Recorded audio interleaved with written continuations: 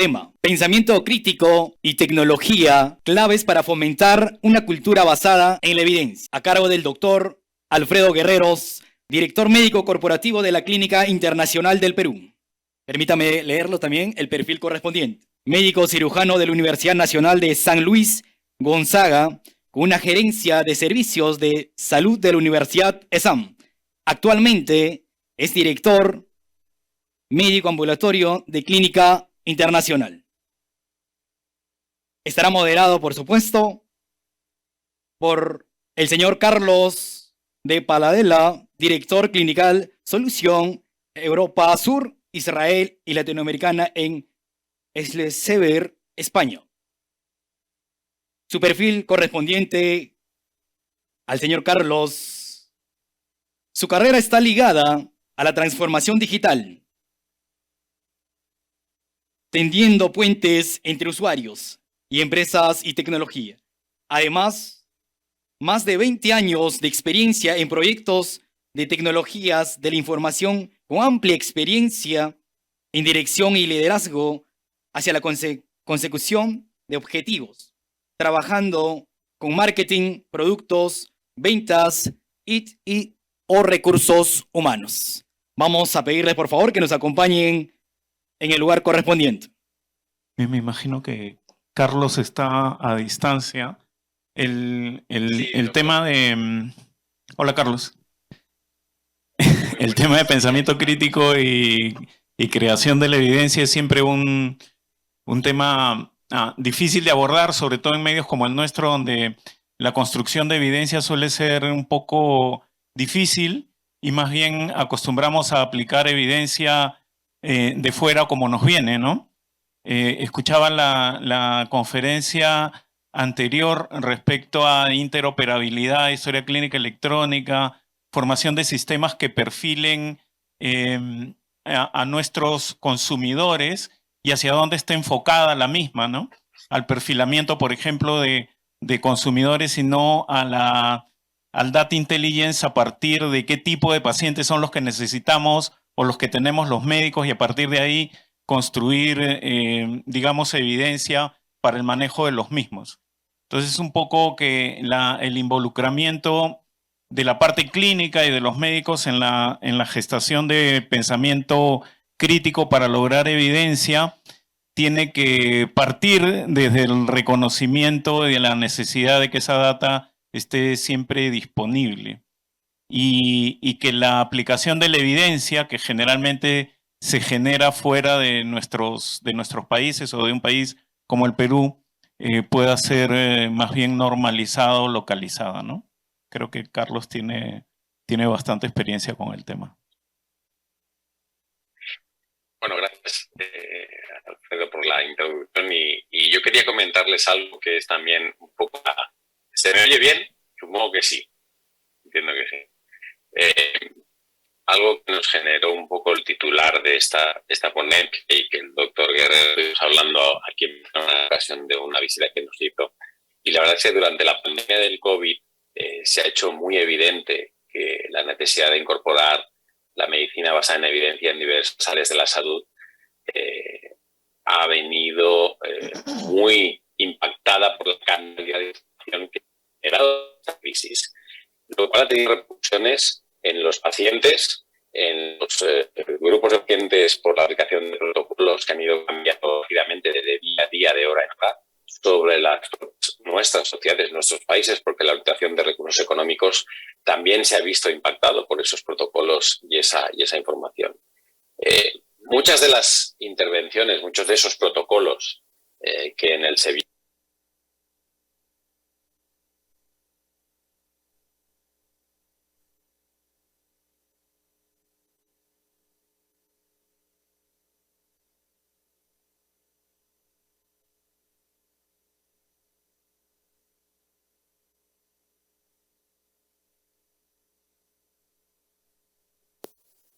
etcétera, etcétera. Todo eso, hablamos con el doctor que... Carlos, creo que vas a tener que repetir, tus 3 últimos minutos. Cómo podemos utilizar la evidencia de verdad en nuestra práctica clínica. Y con el doctor empezamos a hablar de un tema que yo pondría como el primero en la mesa. Existen barreras de acceso a la evidencia. Sería el primer factor que nos gustaría tratar. Entonces, doctor, ya que lo hablamos brevemente en Barcelona en su visita, ¿cuáles usted diría que son hoy en día las primeras barreras que piensa usted que hay para acceder a la evidencia, para poder practicar con la evidencia, con la medicina basada en la evidencia?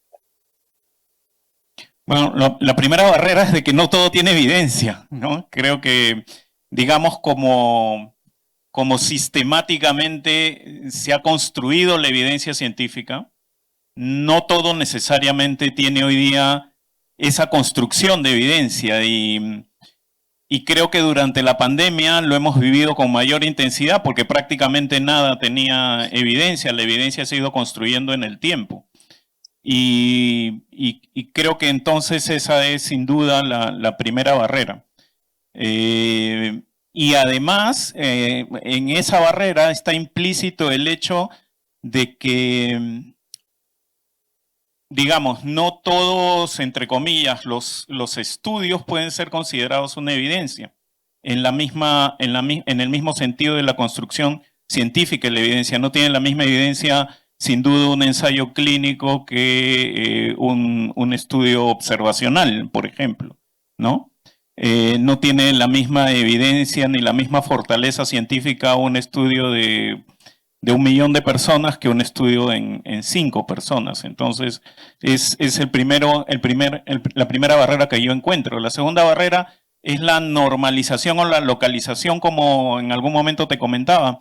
Yo que soy neumólogo y todavía a veces practico medicina, las guías de neumonía en el mundo, por ejemplo, no contemplan en general el descarte de tuberculosis, y aquí en el Perú hay varios estudios que demuestran de que de cada 10 personas que llegan a la emergencia y que son consideradas como neumonías, 2 o 3 tienen tuberculosis. Entonces, la guía necesita ser adaptada para que este tipo de cosas se descarten y formen parte de ese grueso de la evidencia. Yo diría que las otras barreras probablemente hoy día son menores. El acceso a la información hoy día está muy disponible, incluso de manera gratuita, no necesariamente tienes que estar suscrito al Xavier, pero en algunas otras situaciones sí, pues es muchísimo más fuerte el poder tener detrás de tu prestación un sistema que lo soporte desde el punto de vista de la evidencia científica y que puedas acceder al estado del arte en la medicina a la hora de tu toma de decisiones.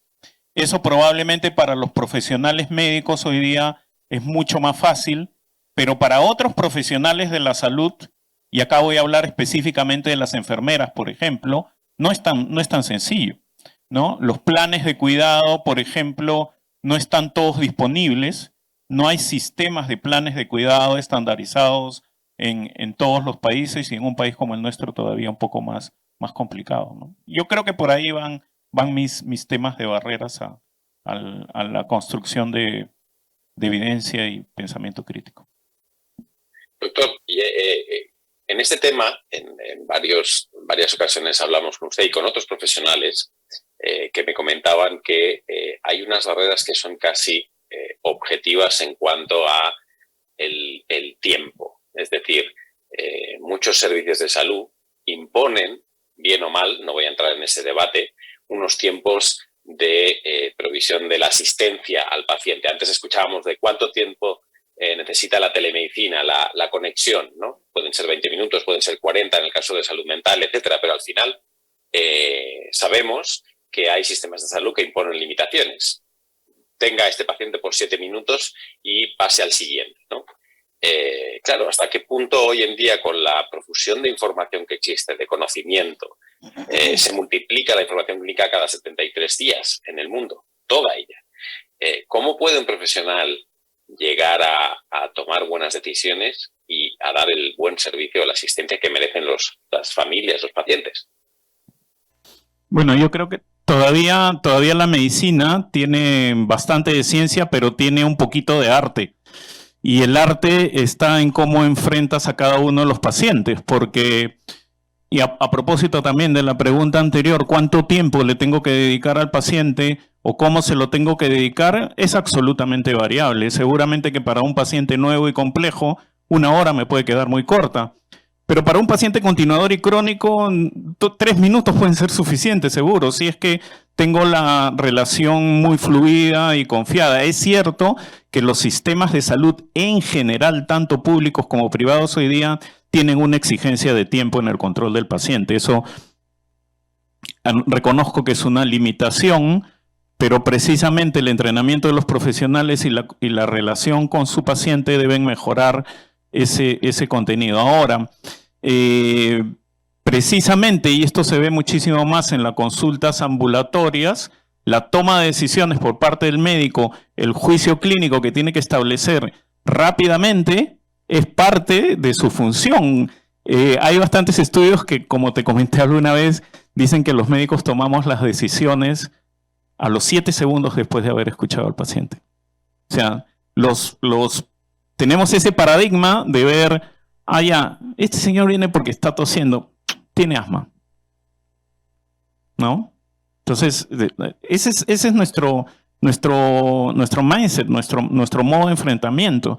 Y es que el análisis que tenemos que hacer y el juicio y las decisiones que tenemos que tomar tienen que ser muy rápidas. Ahora, para poder tomarlas de manera juiciosa, obviamente necesitamos alimentar nuestro software interno a través de evidencia que llega, sin duda, con la que sistemas como los que tenemos hoy día alimentan, ¿no?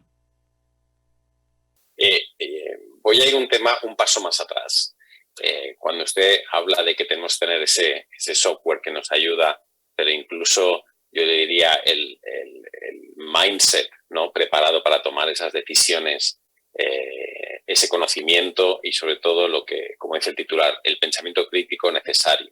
Leí hace poco que una universidad privada de Huancayo, en el año 2021, hizo un estudio sobre cómo fortalecer ese pensamiento crítico y demostraron que con el método del caso, que es un método que utiliza no solamente la salud, sino también la industria, el negocio, etcétera, se fortalecía ese uso. Pero ¿hasta qué punto en las universidades, y puede ser en Perú, en Latinoamérica, en España, es igual, cree usted que existe esas herramientas que proveen a los médicos de aquello que les hace falta, sabiendo que luego también existen herramientas de ayuda a la toma de decisiones, pero obviamente hay un básico que se necesita desde la formación? ¿Cómo Yo creo que está en transición, creo que está cambiando el aprendizaje de medicina basado en competencias. Es hoy en día seguramente un hecho relevante para muchas universidades, y la formación ya no tradicional que tuvimos los médicos de mi generación, de tener la formación en segmentos, en materias. O sea, este año estudio anatomía, el próximo año estudio fisiología, ha ido variando. Hoy día hay escuelas como las Laureate, por ejemplo, que han transformado absolutamente la formación médica, creando pensamiento crítico desde el principio, integrando más de un área de la medicina. Entonces, creo que hay una transición hacia formar profesionales que estén más en la línea del desarrollo de pensamiento crítico y de medicina basada en evidencias, que puede enfrentar los problemas que tenemos hoy día en salud. Lamentablemente, creo que no todas las universidades están en esa línea, pero sí, digamos, las más importantes creo que lo están viendo. Y digamos, sobre este tema también hace poco, que en lo que es la ya más, no tanto en medicina, pero en enfermería, sí que había una necesidad gran en desarrollar también la investigación, pero que la investigación que lleva al pensamiento crítico, ¿no?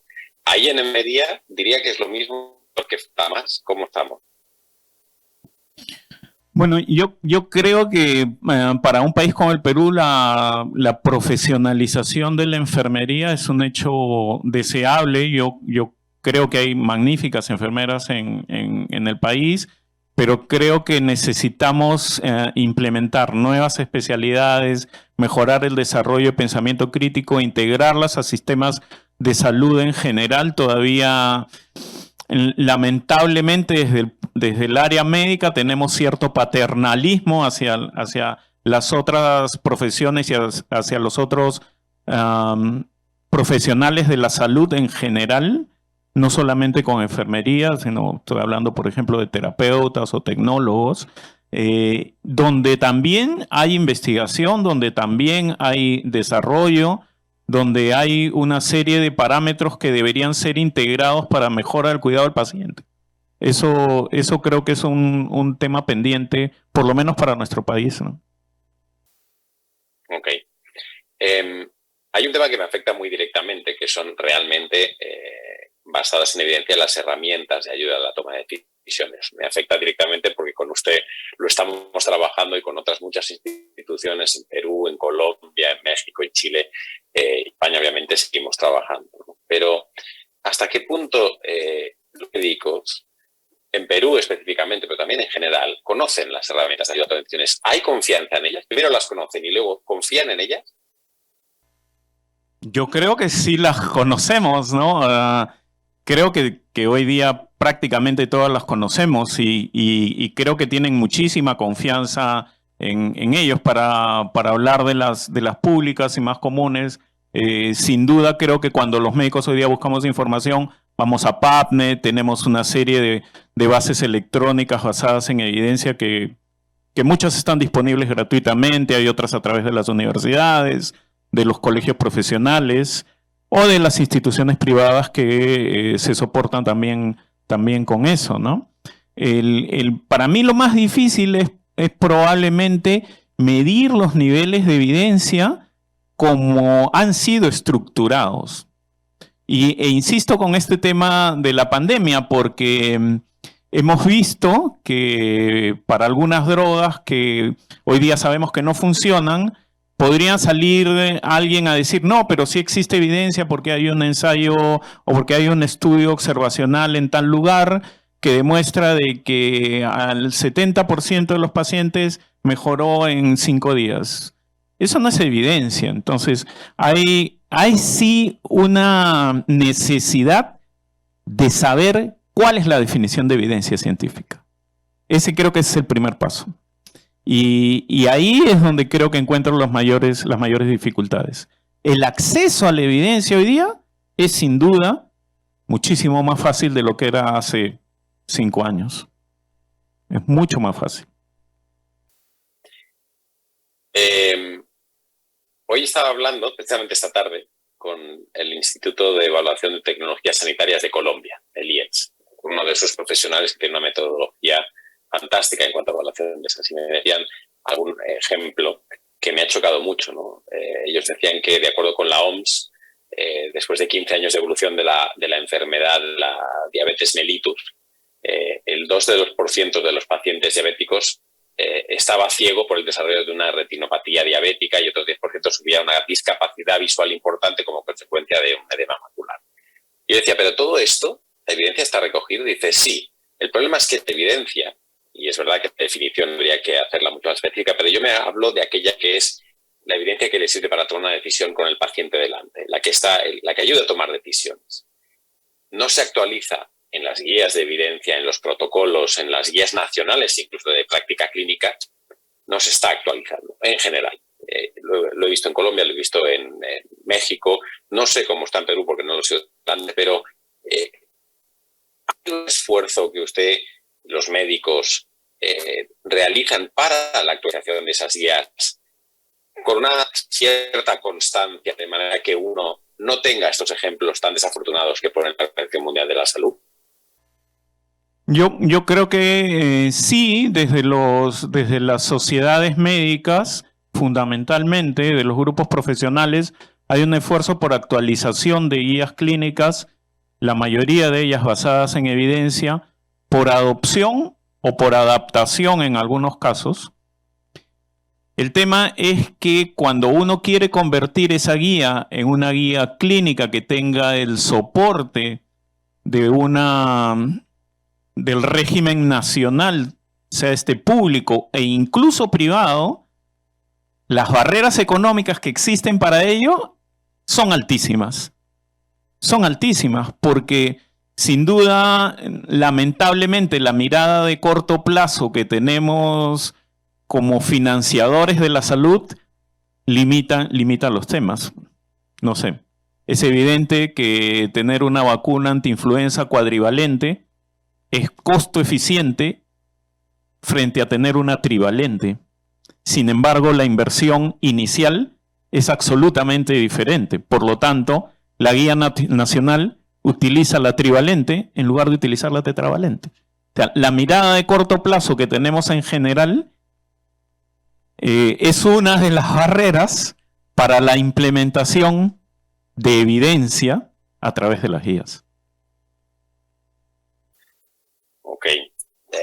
Claro, realmente estamos hablando de la medición del impacto, ¿no? De si realmente en ocasiones nos hemos encontrado proyectos internacionales en que realmente muchos médicos nos han dicho no nos gusta que nos hagan benchmarking, no nos gusta medir nuestro impacto, no nos gusta que nos comparen.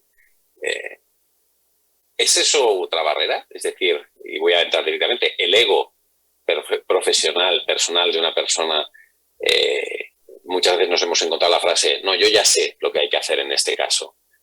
¿Eso también es una barrera?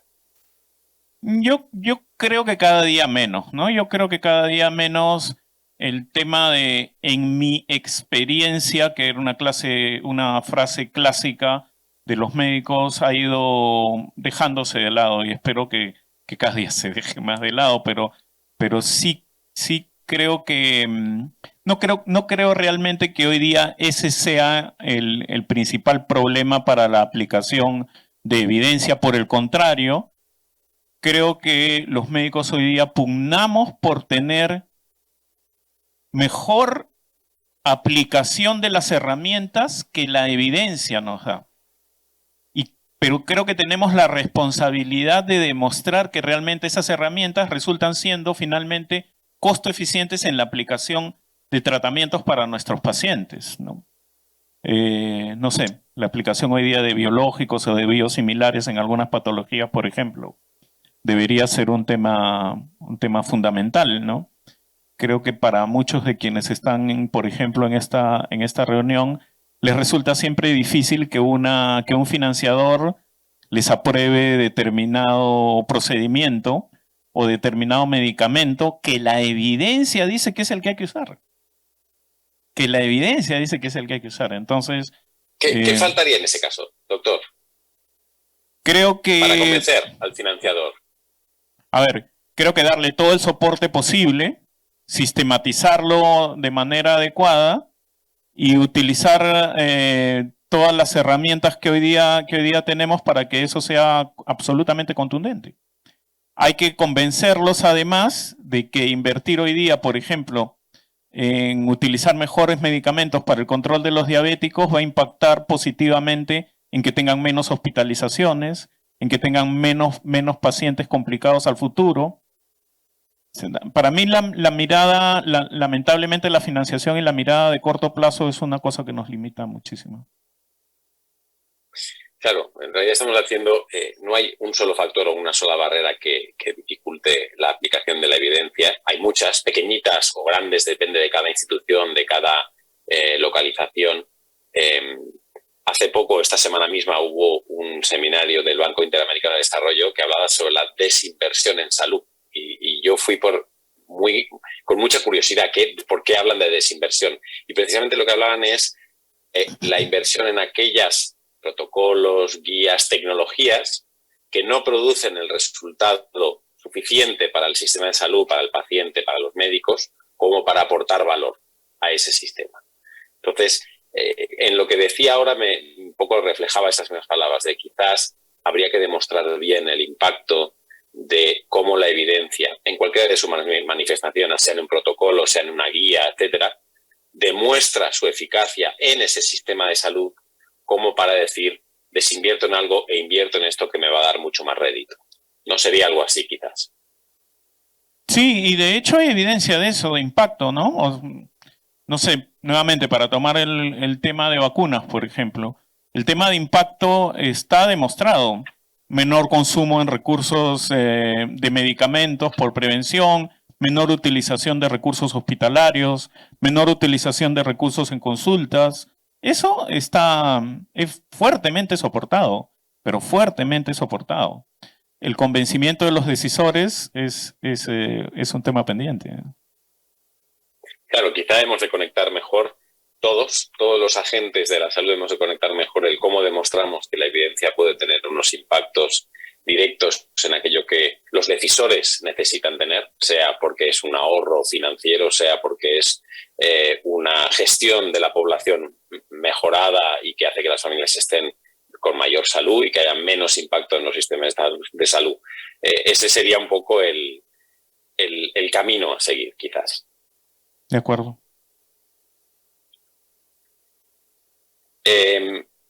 Hay un tema que tocamos el otro día en Barcelona cuando hablábamos, doctor, ya cambiando mucho de esfera, ¿no? Que es el tema de la medicina personalizada, cuando ya interviene la genómica, intervienen los protocolos dinámicos de actuación con pacientes, etcétera.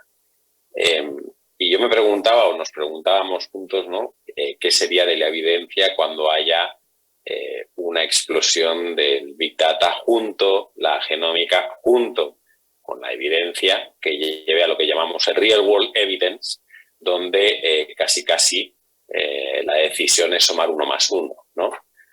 ¿Cree que eso va a llegar? ¿Que eso que está lejos? ¿Cree que ¿cómo lo ve? Bueno, yo creo que va a llegar inevitablemente. Hoy día tú vas a una farmacia a Londres y pides un kit de tu estudio genómico y bueno, puedes tenerlo disponible. La medicina de la precisión y la medicina personalizada es un deseo que sin duda en algún momento se va a cumplir. ¿Cuál es la brecha? Pero lamentablemente creo que eso va a incrementar la brecha que tenemos hoy día en salud para países como los nuestros, ¿no? Donde incluso clusterizar grupos de pacientes similares con fenotipos similares va a ser sumamente difícil, pero el avance de la medicina hacia la genómica, personalización e individualización de tratamientos va a formar parte del grueso, del tremendo grueso de la evidencia y lamentablemente creo que va a ser más inaccesible alguna medicina a países del tercer mundo. ¿Por qué en este caso a menos accesible? Porque, a ver, hoy día, por ejemplo, no sé, en cáncer, donde es el tema más desarrollado, el poder acceder a estudios genómicos que permitan tratamientos más costo eficientes son mucho más difíciles. Y vemos a la población como la población en general. No individualizamos, ni siquiera en grupos. Y te estoy hablando del área donde probablemente la genómica y la personalización tienen muchísimo más desarrollo.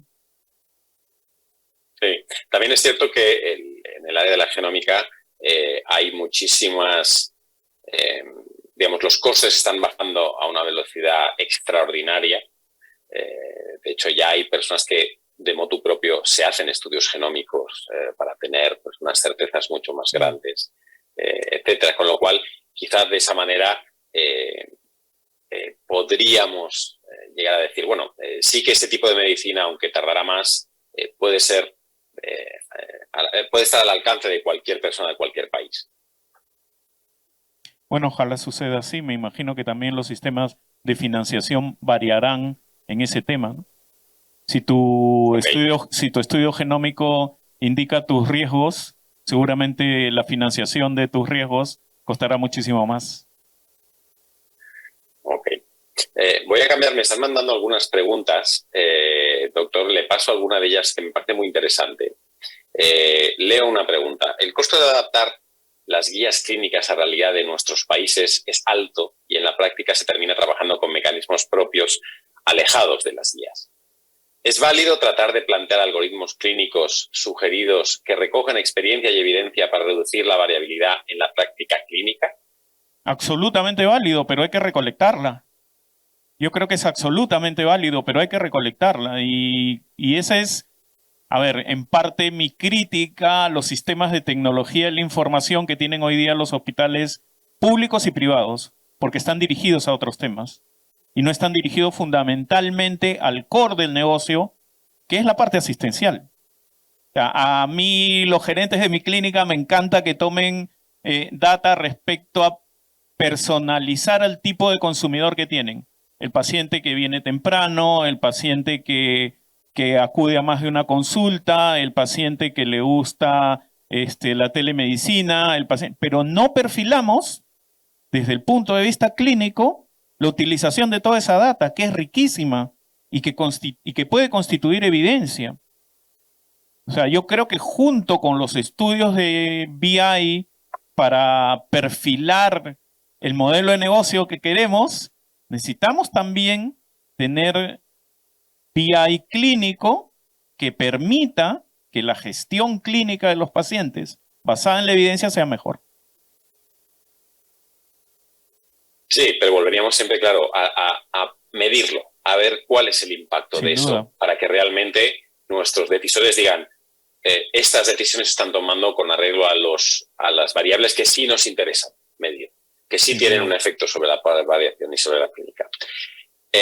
Antes hablábamos, y esto pasa a otra pregunta que también ha salido del público, de la formación de los profesionales. Y nos preguntan, ¿qué desafíos hay para la formación de profesionales con pensamiento crítico en trabajar en habilidades como el trabajo en equipo? Creo que las mayores barreras están dadas por quienes forman a esos profesionales, ¿no? O sea, necesitamos formar a los formadores para empezar, porque ahí existe una limitación. La mayoría de formación está creada en tradición y no en cambiar, en salir un poco de la caja de formación de los nuevos profesionales, por ejemplo, de trabajo en equipo, ¿no? Sí, coincido plenamente con que ese es un tema pendiente y quienes primero deberían ser entrenados son quienes entrenan. Ok, le hago un desafío directo, doctor. ¿Usted entrena a equipos en habilidades de este tipo cuando está formando a sus equipos? Sí, de hecho mal, pero los entreno. Muy bien. En el tema de la formación se me ocurría, ¿no? Una de las preguntas que nos hacemos, y eso es muy en cuanto al Sevier, ¿no? Nosotros creamos plataformas y soluciones de ayuda a la toma de decisiones clínicas y a veces nos sesgamos porque evidentemente quienes las hacen son los profesionales que luego tomando esas decisiones y con lo cual hacen muchas veces desarrollan soluciones que están sesgadas o sea por país, sea por su propia especialidad. Si es un tema referente a salud mental, tienden a pasar mucho tiempo desarrollándose en un tema mucho más específico y más técnico, son mucho menos y llegar a un consenso. Pero desde el punto de vista del usuario, y ustedes en la clínica internacional son usuarios, ¿no?, de la evidencia, ¿hasta qué punto daría una valoración entre cómo se toman decisiones basadas en la experiencia o en la evidencia y en ambas? Póngame una nota a los tres y por qué. A ver, creo que basada en la evidencia hay una serie de decisiones clínicas que no admiten ninguna discusión. No sé. Hoy día el diagnóstico y la guía diagnóstica de abdomen agudo dice que el examen diagnóstico de apendicitis es tomografía abdominal. Eso no admite duda y eso es evidencia, ¿no? Experiencia es probablemente los pacientes de el programa crónicos de nuestro principal financiador, ¿no? Reciben, no sé, demoran en la consulta en promedio 7 minutos. La experiencia me dice que yo puedo programarlos cada 8. ¿No? Y una mezcla de ambos probablemente es la aplicación, no sé, de la guía clínica, de esta guía clínica de abdomen agudo doloroso, y la evidencia y la experiencia es de que aquellos pacientes mayores de 75 años deberían tener de todas maneras una evaluación, no sé, cardiológica, porque además de eso podrían tener un infarto agudo de miocardio. Entonces, eso creo que hay que utilizar las dos, sin duda, pero que hay en algunas condiciones que la evidencia es absolutamente necesaria e insoslayable. Relacionado con esto, una persona del público nos ha hecho una pregunta específica. Dice, ¿no es posible que con tanta evidencia tan disponible nos lleve a perdernos en el conocimiento y por lo tanto demorarnos más en la definición? ¿Podría pasar? No sé si... Yo creo que podría pasar en tanto y en cuanto no estés entrenado para la aplicación de esa evidencia. Para la evidencia no es estática, sin duda, es dinámica, se va generando de manera recurrente y puede cambiar en el tiempo. Pero creo que necesitamos ser ágiles para poder aplicarla bien. En ese caso, doctor, no sé si le ha ocurrido alguna vez, ¿no? Pero sí que en algún médico nos ha conectado. Alguna vez cuando estábamos haciendo alguna guía de práctica clínica, nos han llegado a decir, hay evidencia hacia el negro y hacia el blanco, hacia cosas opuestas. Si le ha ocurrido a usted alguna vez, o en ese caso, ¿cómo deciden? ¿Qué hacen? ¿En qué se sustentan para tomar la decisión? Yo creo que el desarrollo de guías clínicas acá en el Perú es un tema pendiente, por lo tanto, me parece que hay muy pocos grupos que están dedicados al desarrollo de guías y que tengan esa duda a la que yo felizmente no me he enfrentado. Creo que la mayoría de las instituciones adopta o adapta las guías, ¿no? No tengo una experiencia específica en que tomar una decisión u otra que puedan ser contrapuestas limite la aplicación de una guía. Me imagino de que ahí la decisión respecto a la frecuencia con la que sucede determinada situación es la que prima. De acuerdo. Yo para ir terminando este conversatorio querría pedirle algo, doctor, que es un poco un esfuerzo intelectual de pensamiento crítico, que sería, si fuera por usted, en su institución específicamente, ¿qué propondría usted para hacer avanzar el pensamiento crítico y la utilización de la evidencia? Las dos cosas por separado. Una es el pensamiento crítico, otra es la evidencia. La de pensamiento crítico, yo creo que en general en mi institución lo que propondría, creo que le falta, es tener círculos de discusión respecto a tópicos que generan controversias, que no han tenido todavía un nivel de evidencia suficiente de aplicación en general, y esto tendríamos que medirlo con frecuencia y con data. Creo que eso sería importante. Creo que es importante también la retroalimentación de parte de otros usuarios y de otros profesionales de salud respecto al manejo de determinados pacientes o de determinadas patologías. Eso creo que es lo que creo que haría o creo que le faltaría. Respecto al soporte de la aplicación, creo que tenemos bastante evidencia y bastantes herramientas hoy día que utilizamos, que podríamos utilizar muchísimo más, pero que necesita igual medirse, difundirse, porque aunque parezca mentira, y las tenemos, no todos los profesionales que trabajan en la clínica saben que existen. Y no todos lo han utilizado, que es otro tema interesante de saber por qué no lo utilizan, si lo tienen muy disponible.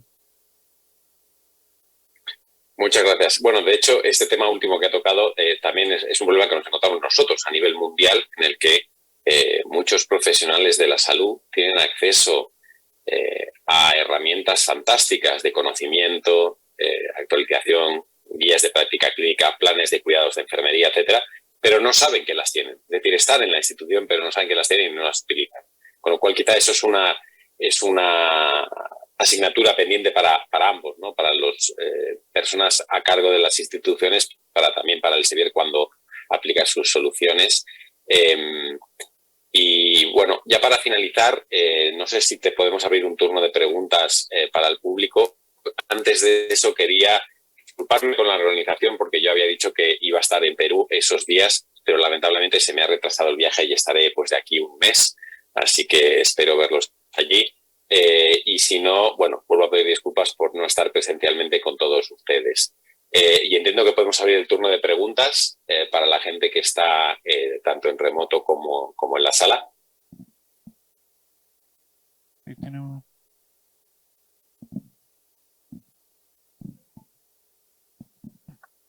Buenos días.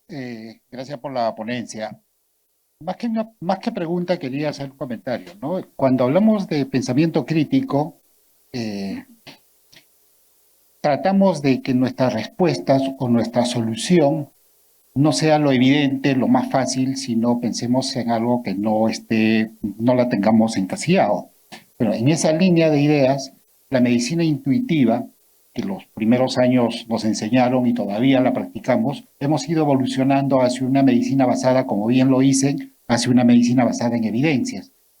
Pero la medicina basada en evidencias no deja de ser una medicina estadística basada en estudios, basada en revisiones bibliográficas, donde decimos que el 90, 95, 98, 99% responden, pero siempre hay esos que quedan fuera de la curva, ¿no? ¿Y qué pasa con esas personas que quedan fuera de la curva? Si tienes la mala suerte de caer en eso y no hay tratamiento oportuno que responda a tu necesidad. Entonces, hoy, gracias a la tecnología, tenemos una gran cantidad de información, y bien lo dijo Carlos, el genoma humano sumado a la gran cantidad de data que empezamos a recoger en la historia clínica electrónica, y si a eso le sumamos el componente de interoperabilidad para poder compartir información, y si a eso lo sumamos Big Data, que puede trasladar o transformar información natural o lenguaje natural al lenguaje estructurado, tenemos todas las herramientas ¿para qué? Para ir a esa medicina personalizada que comentaban, a esa medicina continua que comentaban. Y entonces sí podemos, ¿qué nos dice la historia de la digitalización? Es que cuando algo se digitaliza, se desmonetiza. Y si se desmonetiza, se democratiza. Por lo tanto, no está lejos, en unos años, con toda seguridad, esta medicina continua y personalizada a un costo chiquito va a ser posible. Porque hoy lo es, por ejemplo, antes, bajarse una película, comprar una canción, tenía un costo. Hoy día es cero prácticamente, porque terminó desmonetizándose y democratizándose. Entonces, esos son temas que de hecho que tenemos que ir entendiendo, pero tenemos que partir de una máxima, yo diría, y es que lo que estamos haciendo hoy en los temas de desarrollo de aplicativos y de software, tenemos que entender que la interoperabilidad, ese famoso HL7, es vital para poder avanzar, es vital, ¿no? Y que los chicos que ahora se están formando en las universidades entiendan que ya no solo son médicos, que tienen que tener buena empatía, que es necesario, sino tienen que ser data scientists, hacer analítica para poder entenderlo. Eso quería aportar. Muchas gracias. Ok, de acuerdo, completamente de acuerdo. Sí, me encanta ese comentario.